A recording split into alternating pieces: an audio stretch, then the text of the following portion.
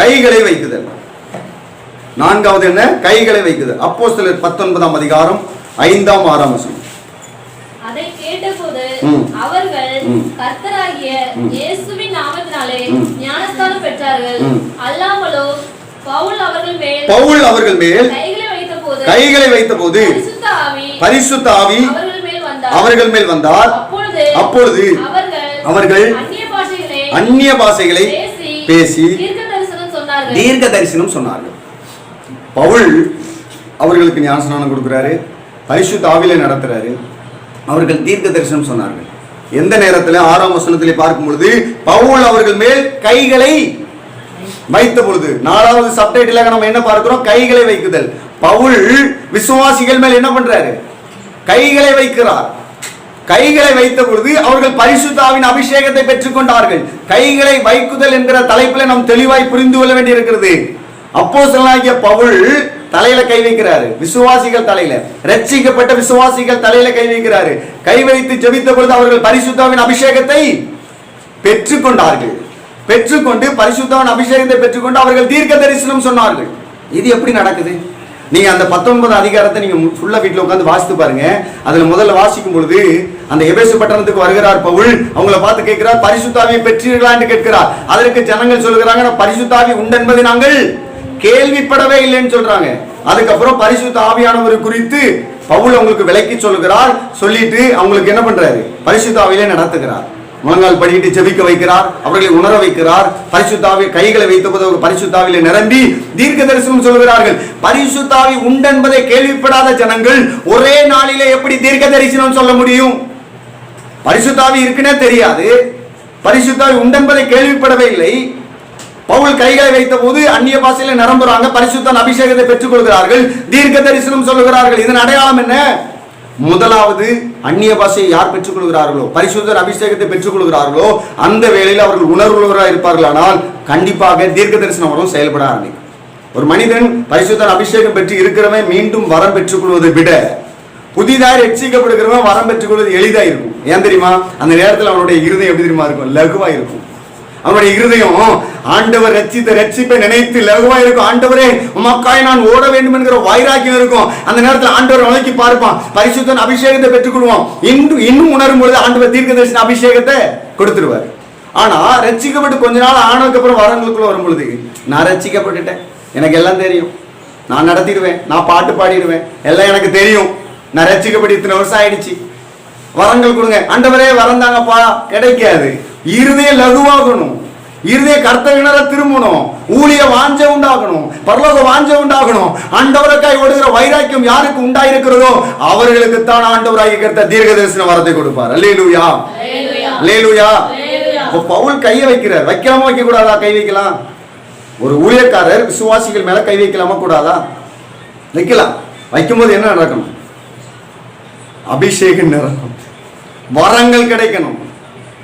ஒரு கை எதனால வைக்கிறாங்க? ஊழியக்காரர் எதனால கை வச்சு ஜெபிக்கிறாங்க? கை வச்சு தள்ளி விடுறது இல்லை. ஒரு சிலர் சொல்லும் பொழுது கை வச்சாலே ஊழியக்காரங்க என்னதான் செய்யறாங்க? கை வச்சாலே என்னதான் பண்றாங்க? தள்ளி தான் விடுறாங்கன்ட்டு ஊழியக்காரன் முன்னாடி போய் நிக்கிறது. கை வச்சு தள்ளி விட்டுருவாரா என்ன அப்படின்னு நிக்கிறது. உணரவே மாட்டான். ஆராதனையில உணர்றதே கிடையாது. தள்ளி விட்டுருவாரான்னு போய் முழு பேலன்ஸ்ல நிக்குது. அவனு விட மாட்டான். ஏன்னா ஊழியக்காரர் இங்க கை வச்சா எப்படி விடுவான்? இப்படி தொட்டா கூட இப்படி நிற்பான். ஊழியக்காரர் தள்ளி விட்டுருவாரோ? ஏன்னா அவன் விழ மாட்டான். தள்ளி விட்டா கூட விழ மாட்டான். அவனை தள்ளி விட்டாலும் விழ மாட்டான். ஏன்னா மாம்சத்துல அவன் வைராக்கியமா இருக்கிறான். அவன் எப்படி விழுவான்? அப்போ ஒரு சிலர் ஏன் விழுகிறாங்க? உணர்வோடு வந்து நிற்கும் பொழுது தேவ பிரசன்னத்தினால் அந்த இடத்துல தொடப்படும் பொழுது அவர்கள் விழுகிறார்கள். எல்லாரும் தள்ளி விடுகிறது கிடையாது. உணர்கிறவர்களுக்கு அது தெரியும். எல்லா ஊழியக்காரர்களும் தள்ளி விடுகிறார்களா? நிச்சயமா கிடையாது. நெத்தியில கை வச்சு இப்படி தள்ளுறது இல்ல. தொட்டா போதும். தலையில தொட்டா விழுகிறாங்களா? அது தள்ளி விடுகிறதா? தலையில தொடும் பொழுதே தேவ பிரசன்னம் இறங்கும். நெத்தியில கை வச்சு தள்ள வேண்டிய அவசியம் இல்லை. கைகளை வைக்குதல் என்பது தலையில தான் வைக்கணும், நெத்தியில இல்லை. நெத்தி பொட்டுல கை வச்சா என்ன ஆயிடும்? ஒரு மனிதனுடைய நெத்தி பொட்டுல கை வச்சு பாருங்க. ஒரு மனிதனை நெத்தி நேர கை வச்சு இதை பார்க்க சொல்லுங்க. இப்ப இந்த விரல் இருக்குது, இந்த விரல் இப்படி பார்க்க சொல்லுங்க, அவனுக்கு தலை சுத்த ஆரம்பிச்சிடும். நெத்தியில கை வச்சு தள்ளுனா கண்டிப்பா எந்த மனிதனா இருந்தாலும் கீழே தான் விழுவான். கீழே எப்ப விழுவான்? தேவ பிரசன்னத்தின் வல்லமையினால் தலையில கை வைக்கும் பொழுது. நெத்தியில இல்ல, தலையில். தலையில் கை வைத்து தான் ஜெபிக்கணும்னு பைபிள்ல போட்டிருக்கு. நெத்தியில ஜெபிக்கணும்னு போடல. நெத்தியில கை வைக்கணும்னு போட்டிருக்கா? போடல. பவுல் எங்க கை வச்சாரு சொல்லுங்க? பவுல் நெத்தியில கை வச்சாரா? தலையில் கை வைத்தான். அப்போ தலையில கை வைக்கிற ஊழியக்காரர்களுக்கு விரோதமாக இன்றைக்கு ஒரு கூட்டம் இருக்கிறது. நன்றாய் புரிந்து கொள்ளுங்க.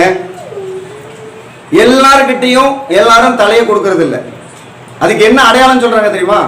அப்போஸ்தலர்கிட்ட மட்டும்தான் நாங்க தலையை கொடுக்கணும். அது ஒரு கூட்டம் இருக்கு. நாங்க யார்கிட்ட தான் கொடுப்போம்? அப்போஸ்தலர்கிட்ட மட்டும் தான் என்ன செய்வோம்? நாங்க எங்க தலையை கொடுப்போம். மற்றவங்க கிட்ட எங்க தலையை கொடுக்க மாட்டோம். ஏன்னா நாங்க அபிஷேகம் பெற்றவர்கள். எங்க அபிஷேகம் என்ன ஆயிடும்? நாங்க எல்லார்கிட்டையும் எங்க தலையை கொடுக்க மாட்டோம். இது எந்த தந்திரம் தெரியுமா? இது இவன் வாழ்கிற வாழ்க்கை கர்த்தருக்கு விரோதமா இருக்கிறது. இவன் ஒரு ஊழியக்காரர்கிட்ட போனா அந்த இடத்துல அவனுடைய உண்மை நிலை தெரிந்துவிடும். இந்த நேரத்தில் இவர்கள் தந்திரமாய் செயல்படுகிற காரியம் என்ன? நான் தலையை கொடுக்க மாட்டோம். ஏன்னா நாங்க அப்போஸ்தலர்கிட்ட தான் கொடுப்போம். தந்திரமாய் தப்பிப்பதற்கு ஒரு சரியான வழியை அவங்க கண்டுபிடிச்சிருக்கிறாங்க. அப்போஸ்தலர்கிட்ட தான் தலையை கொடுக்கணும்னு சொல்றாங்க. அதுக்கு ஒரு அடையாளம் என்ன சொல்லுகிறார்கள்? திருமணமான ஊழியக்காரங்கிட்ட தலையை கொடுக்க கூடாது, அப்போஸ்தலர்கிட்ட தான் கொடுக்கணும். அப்ப அப்போஸ்தலர்களுக்கு இவர்கள் கொடுத்திருக்கிற காரியம் கல்யாணம் முடியாம ஊழியம் செஞ்சாதான் அப்போஸ்தலர். ஆச்சரியமா தான் இருக்கு. வேதாகமத்தில் ஆண்டவராகிய கர்த்தர் முதலாவது சீசனாக வல்லமை உள்ள ஊழியக்காரனாக அவருடைய குறுகிய வட்டம், அந்த 3 வட்டத்துக்குள்ளே ஆண்டவரோடு நெருங்கி இருந்த அந்த ஊழியக்காரர் சேனையிலே முக்கியமாக இருந்த பேதுரு கல்யாணம் முடிஞ்சவர் தான். அவர் அப்போஸ்தலரா இல்லையா? பைபிள் தெளிவா சொல்லுது அப்போஸ்தலனாகிய பேதுருன்னு சொல்லுது. அப்ப இவங்களுக்குலாம் அந்த பைபிளை படிக்கல போல இருக்குது. ஊழியக்காரங்க என்ன சொல்லுகிறாங்களோ, அவங்க ஸ்தாபனம் என்ன சொல்லுது அதை மட்டும் தான் கேட்பாங்க. கல்யாணம் முடிஞ்சவங்க அப்போஸ்தலர் கிடையாது, கல்யாணம் முடியாதவங்க தான் அப்போஸ்தலர்னா, அப்போ அப்போஸ்தலனாகிய பேதுரு யார்? அப்போஸ்தலன் கிடையாதா? அவர் மூலமா எவ்வளவு அற்புத அடையாளங்கள் நடந்தது. பேதுரு கைகளை வைத்த போது அற்புதம் நடந்தது. பேதுரு நடந்து போன பொழுது அவருடைய நிழல் பட்டு சுகமானது. அவருடைய கச்சைகளை போட்ட போது மரித்தவர்கள் உயிரோடு எழுந்தார்களே. திருமணமானவர்கள் அப்போஸ்தலர்கள் இல்லையா? அவர்களுக்குள் தேவ ஆவியானவர்கள் இல்லையா?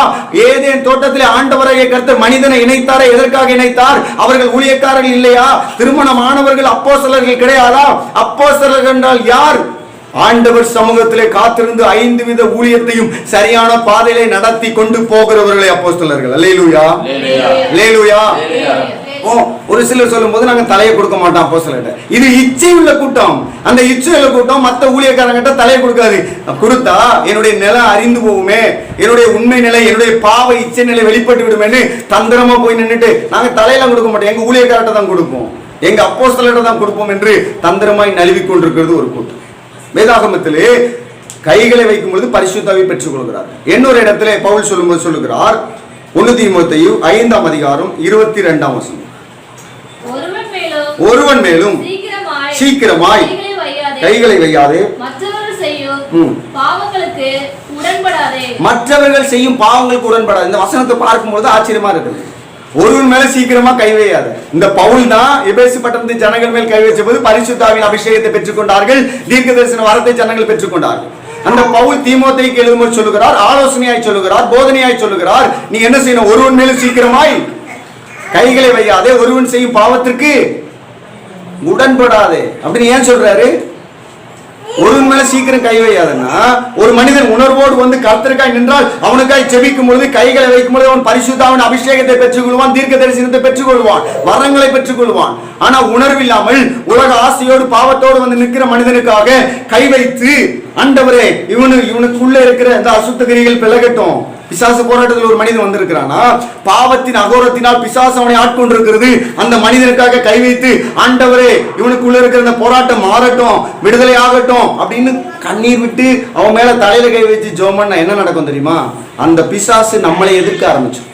அந்த பிசாசு நம்மளை எதிர்க்க ஆரம்பிச்சிடும். ஏன்னா அவன் அதை விரும்பி செய்து கொண்டிருக்கிறான். அந்த கண்களை நிச்சயம் விரும்பி செய்து கொண்டிருக்கிறான். உலகத்தின் பெருமையில அவன் வாழ்ந்து கொண்டிருக்கிறான். ஜனங்களை அவன் ஏமாற்றி கொண்டிருக்கிறான். குடும்பத்தை அவன் ஏமாற்றி கொண்டிருக்கிறான். தேவனை அவன் ஏமாற்றி கொண்டிருக்கிறான். ஏமாற்றுகிற ஆவி, சர்ப்பத்தின் ஆவி அவனுக்குள் இருக்கிறது. இவன் தான் அந்த ஆவியை வரவழைத்து வைத்திருக்கிறான். நாம போராடி ஜெபித்தா அந்த அசுத்தாவை என்று சொல்லுவோம், இவனே வச்சிருக்கிறான், நீ ஏன் என்னை எதிர்க்கிறாய் என்று நமக்கு விரோதமாக எழும்பி நிற்கும். அதனாலதான் பவுல் சொல்லுகிறார், ஒருவன் மேலும் சீக்கிரமாய் கைகளை வையாதே, அவன் செய்யும் பாவங்களுக்கு. அப்ப தெளிவாய் புரிஞ்சுக்கிடணும், யார் மேல கை வைக்க கூடாது? பாவத்தோட வர்றவன் மேல கை வைக்க கூடாது. பிசாசின் போராட்டத்தோட வர்றவன் மேல கை வைக்க கூடாது. எப்ப கை வைக்கலாம்? அவன் உணர்வடைஞ்ச கை வைக்கலாம். பாவத்தோடு வருகிறானா அவனை கை வச்சு பிசாசு விலகுவதாக. பிசாசு விலகுன்னா எப்ப விலகும்? நம்ம விட்டாதான் விலகும். ஒரு மனிதன் வருகிறான், ஒரு புகையிலை பழக்கத்தோடு வருகிறான், வந்து உட்கார்ந்து இருக்கிறான். அவன் பாக்கெட்ல புகையில பாக்கெட் இருக்கு. அவன் புகையில பாக்கெட்டை தூக்கி நான் குப்பையில போட்டு, தம்பி போ, இனி பாவம் செய்யாதுன்னு சொல்லி அனுப்புனா அவன் என்ன பண்ணுவான்? கடைக்கு போகும்போது ஒரு புகையில பாக்கெட் வாங்கி போட்டுட்டு போயிடுவான். ஆனா அவனை உட்கார வச்சு, புகையில போடுவதனால் இவ்வளவு தீமை இருக்குது, நீ புகையில போடும் பொழுது நீ உன்னுடைய உடலை அசுத்தப்படுத்துகிறாய், ஆண்டவராகிய கர்த்தர் தங்குகிற ஆலயத்தை அசுத்தப்படுத்துகிறாய், நீ உண்மையுள்ளவனாய் இருந்து சொல்லும் பொழுது அவன் உணர்ந்து அர்ப்பணிப்பானால் அவன் பாக்கெட்ல ஒரு வேலை இருக்கலாம், போகும்போது தூக்கி போட்டு போயிடுவான். இதுதான் உண்மையான மனம் திரும்புதல், இதுதான் உண்மையான பாதை. அப்போ நம்ம கட்டாயப்படுத்தி எந்த காரியத்தையும் செய்ய வைக்க முடியாது. அப்போ அவன் மேல கை வைக்கும் பொழுது, பாவ பழக்கத்தோடு ஒரு மனிதன் இருக்கும்பொழுது அவன் மேல கை வைத்தால் அவன் உணர்வடையாமல் இருக்கும்போது அந்த அசுத்தாவி நமக்கு விரோதமா எழும்பி நிற்கும். அதனாலதான் பவுல் தீமோத்தேயுக்கு சொல்லுகிறார், ஒருவன் மேலும் சீக்கிரமா கை வையாத, அவன் செய்யும் பாவத்துக்கு உடன்படாத என்று ஏன் சொல்லுகிறார்? பாவத்தோடு ஒரு மனிதன் வந்திருக்கிறானா, அசுத்த ஆவி பிடித்த நிலையில வந்திருக்கிறானா, அவனுக்காக தலையில கை வைத்து போராடி ஜெபிக்காதே, அவனை உணர்வுக்கு நேராய் நடத்தி என்ற அர்த்தம். அல்லேலூயா, அல்லேலூயா. உணர்வுக்கு நேராக நடத்தினா அந்த அசுத்தாவி என்ன செஞ்சிடும்? விலகி வெளியே போயிடும். ஆண்டவராய் கர்த்தருடைய பிரசன்னம் வந்துடும். அப்போ அவன் மேல கை வைக்கலாம், அவன் பரிசுத்த அபிஷேகத்தை பெற்றுக்கொள்வான், வரங்களை பெற்றுக்கொள்வான், கர்த்தருக்காய் நிற்பான். அல்லேலூயா.